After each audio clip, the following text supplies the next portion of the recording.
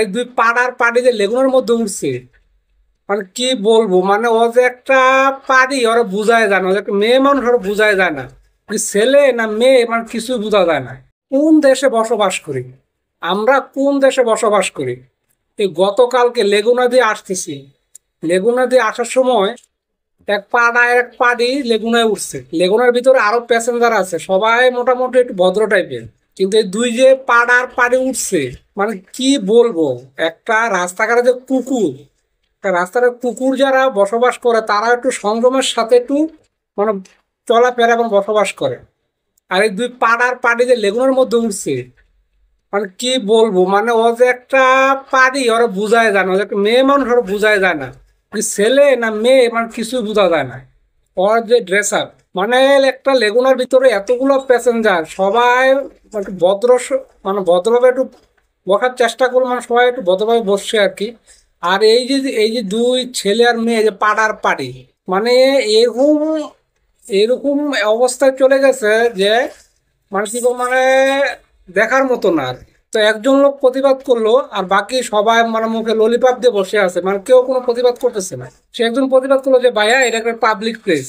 মানে এই কথাটা কেন বললো, এই কথাটা বলার কারণে ওই দুই পাড়ার পাড়ি ওই ভদ্রলোকের প্রতি মানে চেপে উঠছে এক জায়গায়, মানে বাঘ বিতন্ডা মানে জড়াই গেছে, মানে এত কি বলবো।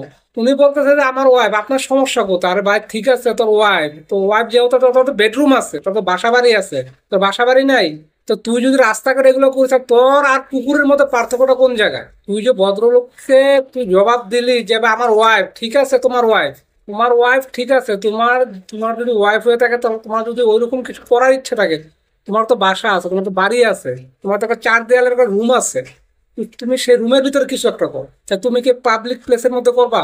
তুমি যদি পাবলিক প্লেসের মধ্যে, তাহলে মানুষ আর কুকুরের মধ্যে পার্থক্যটা রইলো কোথায়?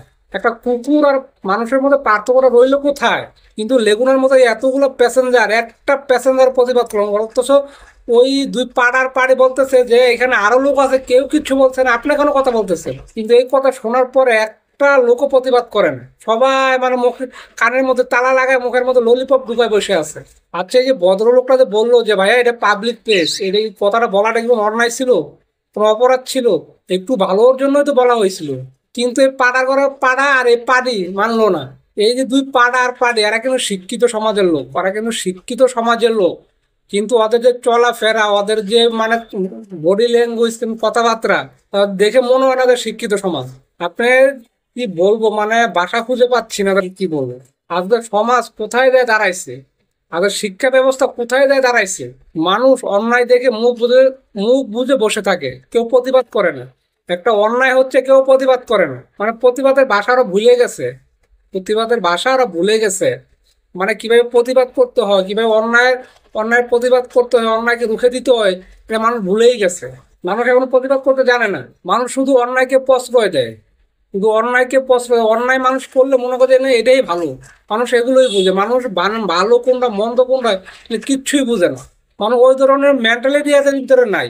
আপনি 20 বছর পিছনে তাকায় দেখেন, আর 20 বছরের পরে এসে 25 সালে এসে দেখেন, আকাশ পাতাল ডিফারেন্স।